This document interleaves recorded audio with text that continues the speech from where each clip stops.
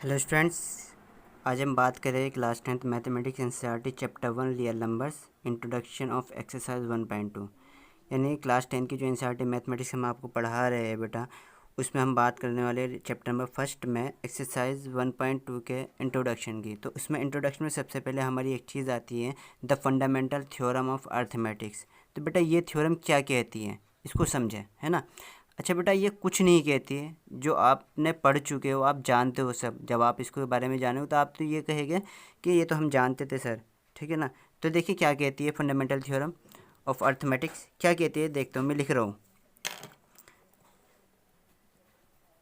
The prime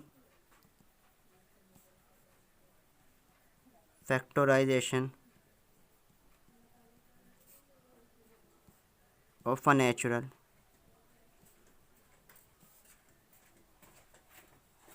number is unique.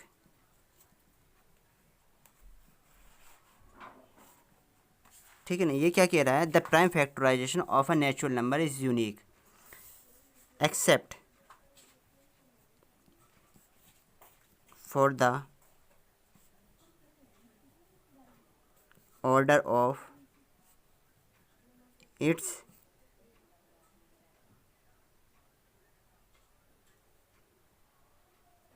Factor. देखिए यहाँ पर नेचुरल नंबर की जगह बेटा कंपोजिट नंबर भी आ सकता है ना। यहाँ पर क्या आ सकता है, यहाँ पर नेचुरल नंबर की जगह कंपोजिट भी आ सकता है। क्या एक्चुअल में ये थ्योरम कंपोजिट के लिए ही बनी थी, है ना। कंपोजिट नंबर क्या कह रहा है, the prime factorization of a composite number is unique except for the order of its factor. देखिए समझिए इस थ्योरम को बेटा, ये क्या कह रहा है, जो भी हमारा कंपोजिट नंबर होता है, जो भी हमारा क्या कंपोजिट नंबर होता है, उसके जब प्राइम फैक्टराइजेशन करते हैं वो क्या होते हैं, सभी के सेम आते हैं। उनके बस नज़रअंदाज करने चाहिए हमने ऑर्डर को। देखिए फॉर एग्ज़ाम्पल मैं 24 को क्या करता हूँ, प्राइम फैक्टराइजेशन से सॉल्व करता हूँ। देखिए 2 1 ज़ा 2, ठीक है ना, 2 2 ज़ा 4, 2 6 ज़ा 12, 2 3 ज़ा 6, 3 1 ज़ा 3। तो प्राइम फैक्टराइजेशन क्या है 24 के, 2 मल्टीप्लाई 2 मल्टीप्लाई 2 मल्टीप्लाई 3, ठीक है ना। ये सब प्राइम नंबर ही तो है, ये प्राइम फैक्टराइजेशन 24 के। एक बार तो ये है स्टूडेंट्स, सोनू, एक सोनू नाम का स्टूडेंट है जिसने इस तरह से किया। अब एक मोनू नाम का स्टूडेंट है जिसने 24 के प्राइम फैक्टराइजेशन इस तरह से किए। 2 1 ज़ा 2, 2 2 ज़ा 4, 3 4 ज़ा 12,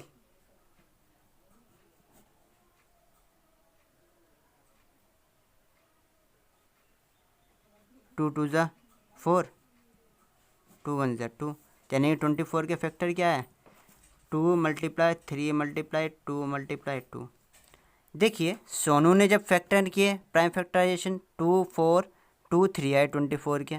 इसी तरह जब मोनू ने किए 24 के फैक्टराइजेशन 2 3 2 4 आए। लेकिन देखिए सेम एक ही है, 3 टाइम्स 2 आया तो 3 टाइम्स इसमें भी 2 आया, 3 1 टाइम्स आया, 3 1 टाइम इसमें भी आया। देखिए यही तो कहती है फंडामेंटल थ्योरम, क्या कि भाई जो प्राइम फैक्टराइजेशन आ गए वो सभी स्टूडेंट के सेम आए गए। देखिए सेम आए नहीं आए, लेकिन उनका ऑर्डर आगे पीछे हो सकता है, 2 पहले भी आ सकता है, बाद में भी आ सकता है। इसी तरह से जैसे 3 यहाँ पर बाद में आया तो इसमें 3 एक के बाद सेकंड नंबर पर आ चुका है। लेकिन ऑर्डर कुछ भी हो सकता है, लेकिन प्राइम फैक्टराइजेशन हमेशा क्या होता है बेटा, सेम ही रहता है, ठीक है ना, सभी स्टूडेंट का। ये था हमारा prime factorization of composite number is unique. कौन सी थ्योरम थी, फंडामेंटल थ्योरम ऑफ अर्थमेटिक। ये समझ में आ गई होगी आपको, है ना। अब इसके बाद बात करते हैं हम आगे एक क्वेश्चन की। क्वेश्चन क्या है, लेकिन अभी आपको मैं बता दूं कंपोजिट नंबर क्या होते हैं और प्राइम नंबर क्या होते हैं। ये आप पता होगा आपको, अगर नहीं पता है तो आप एक बार लिख ले कंपोजिट नंबर क्या होते हैं।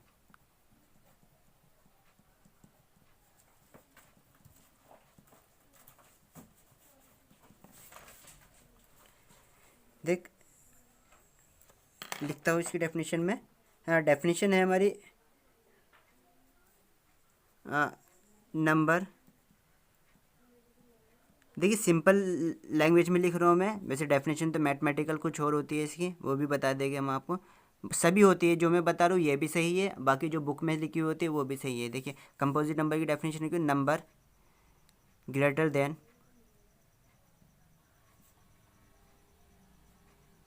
1 विच इज़ नॉट प्राइम, यानी कि वो नंबर 1 से बड़े वो नंबर जो प्राइम नहीं है कंपोजिट नंबर कहलाते हैं।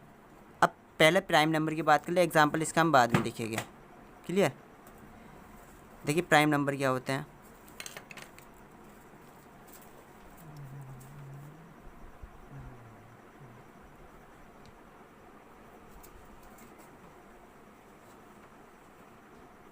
प्राइम नंबर की डेफिनेशन क्या होगी बेटा? प्राइम नंबर की डेफिनेशन होगी आपकी, देखिए अ नंबर ग्रेटर देन 1, क्या होगी? Number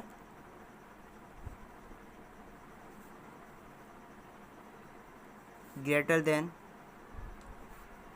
1 which is divisible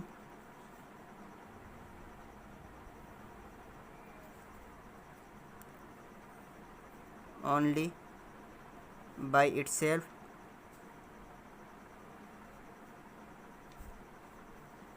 and by 1, यानी कि वो नंबर 1 से बड़े वो नंबर जो क्या अपने आप से डिवाइड होते हैं और 1 से डिवाइड होते हो। फॉर एग्ज़ाम्पल देखिए 2, 3, 5, 7, 9 भी होगा क्या? नहीं बेटा, 9 3 से भी डिवाइड होता है, 1 के अलावा, खुद के और 1 के अलावा किसी और से डिवाइड नहीं होने चाहिए वो, तो यहाँ पर 11 आएगा एंड सो ऑन। इसी तरह से नंबर कंपोजिट नंबर क्या हो जाएगा बेटा? 4, 6, 8, 10, 12, 14, 15, 16 एंड सो ऑन। ये क्या है? कंपोजिट नंबर है। ये क्या है? प्राइम नंबर है। अब आपको प्राइम नंबर और कंपोजिट नंबर के बारे में समझ में आ चुका है, तो आपको फंडामेंटल थ्योरम भी समझ में आ गई होगी। क्लियर? अब बात करते हैं बेटा किसकी, अगला टॉपिक है हमारा। उससे पहले हम एक क्वेश्चन करते हैं, है ना। एक क्वेश्चन है हमारे पास, क्वेश्चन लिख रहा हूँ मैं अभी।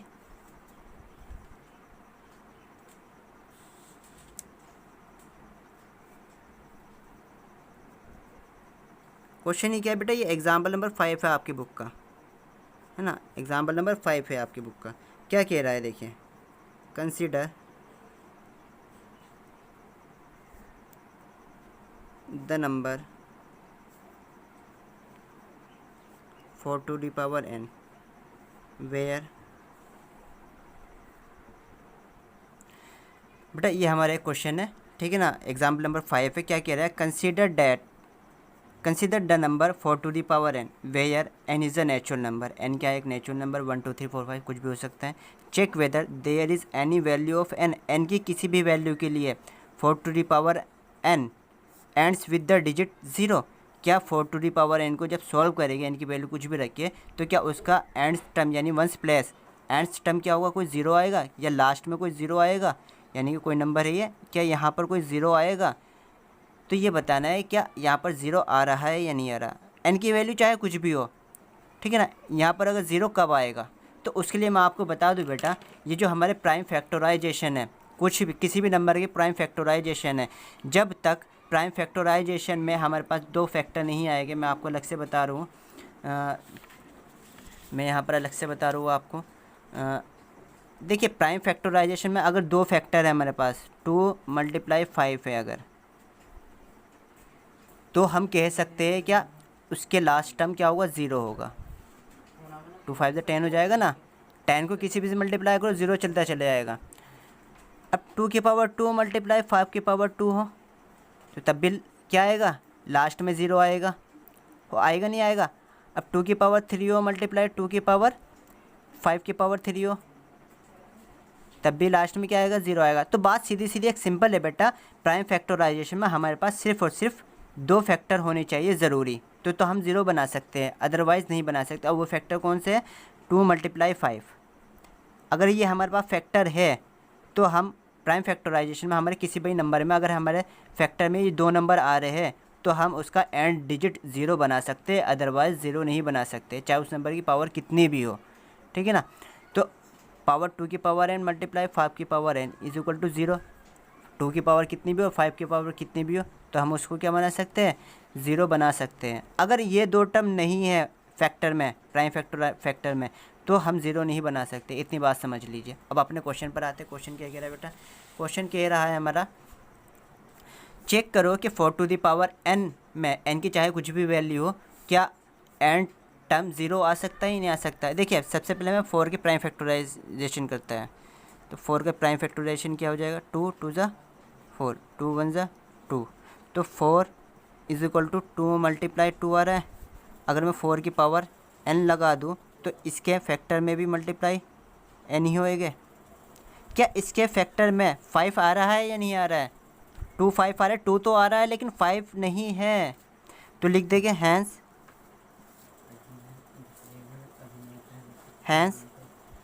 5 is not present in the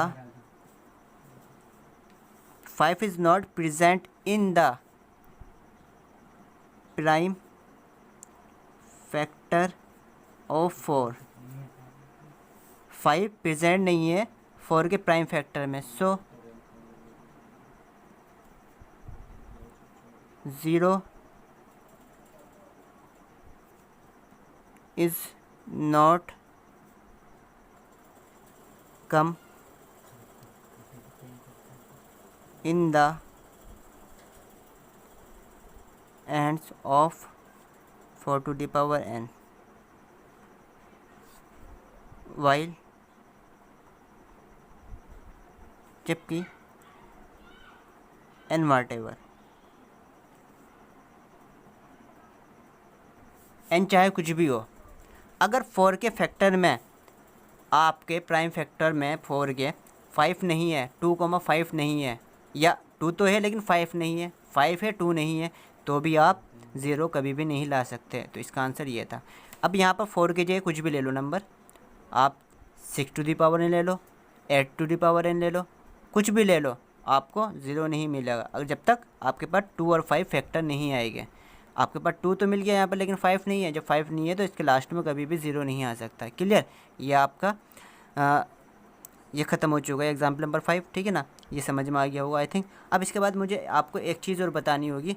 आपने 8th क्लास में या 9th क्लास में आपने एक थ्योरम पढ़ी होगी।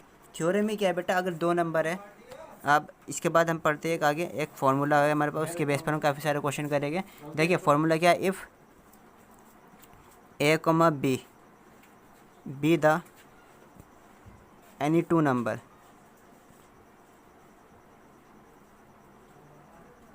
then the relation between HCF, LCM and both product of both number। यानी कि अगर ए और बी हमारे पास दो नंबर है तो उनके बीच हमें एक रिलेशन बताना है। किस किस के बीच में? उन दोनों नंबर के, एचसीएफ के, एलसीएम के और प्रोडक्ट के। तो वो रिलेशन क्या है आपका? देखिए आपने पढ़ा होगा product of both number is equal to, क्या पढ़ा था बताइए आप? पढ़ा था हमने, बता रहे आप, HCF मल्टीप्लाई LCM। इसको इस तरह से भी लिख सकते हैं, अगर एक नंबर ए है मल्टीप्लाई दूसरा नंबर बी हो जाएगा is equal to HCF multiply LCM। ये हमारा प्रूफ करने पर आएगा। तो एक क्वेश्चन करते हैं इसके बेस पर। देखिए क्या है क्वेश्चन हमारा, ठीक है ना। क्वेश्चन करते हैं बेटा इसके ऊपर एक। हाँ क्वेश्चन देखिए, क्वेश्चन कह रहा है बेटा ये find the LCM and HCF of the following pair of integer and verify. देखिए क्वेश्चन कह रहा है, क्वेश्चन नंबर 2 स्टूडेंट्स, हमारा एक क्वेश्चन है find the LCM and HCF of the following pairs of integers, verify that LCM multiply HCF is equal to product of two numbers. बेटा दो numbers हैं हमारे पास, फर्स्ट पार्ट है हमारा इसका, बाकी पार्ट आप खुद करेंगे। 26 एंड 91। देखिए पहले तो हमें इनका क्या निकालना है बेटा, HCF और LCM निकालना है। तो HCF LCM निकालने के हमें इनके फैक्टर करने पड़ेंगे। तो फैक्टर करते हैं 26, देखिए 2 टाइम जा रहा है, 2 1 2, 2 3 6, 13 प्राइम नंबर है, खुद से जाएगा ये, 13 1 13। तो 26 के फैक्टर क्या है, 2 मल्टीप्लाई 13। इसी तरह से बात करते हैं 91 की, 91 के फैक्टर करते हैं हम, प्राइम फैक्टर। देखिए 7 से जाएगा ये यहाँ पर, 7 1 7, 7 3 21, फिर 13 आ चुका है इसमें, 13 1 13। तो 91 के फैक्टर क्या है, 7 मल्टीप्लाई 13। आइए नहीं आए बताइए। तो LCM of 26 and 91 is equal to क्या आएगा। देखिए LCM क्या होता है बेटा, LCM जो कॉमन है उसको एक बार लिखते हैं, बाकी सारे नंबर लिख देते हैं। देखिए कॉमन इसमें क्या है 13, इन दोनों में क्या है कॉमन 13, तो 13 एक बार लिखा जाएगा, ठीक है ना। अब बाकी सब जो कॉमन नहीं है वो एज इट इज़ लिखे चले जाते हैं मल्टीप्लाई करके। 2 मल्टीप्लाई 7, LCM आपसे निकालना आता है अच्छी तरीके से, ठीक है ना। तो इनकी जब हमने मल्टीप्लाई की 7 दूनी 14, 14 13, ये आएगा 182 बेटा, ठीक है ना। इसी तरह से बात, अब HCF क्या होता है, हाईएस्ट कॉमन फैक्टर, यानी कि जो कॉमन होता है वही क्या होता है, हाईएस्ट कॉमन फैक्टर।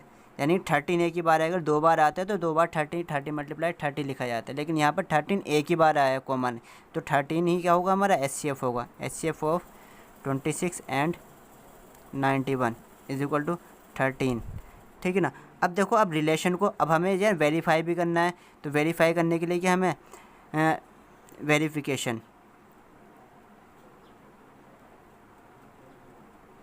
वेरिफिकेशन क्या है, LCM multiply HCF is equal to क्या, प्रोडक्ट ऑफ टू नंबर।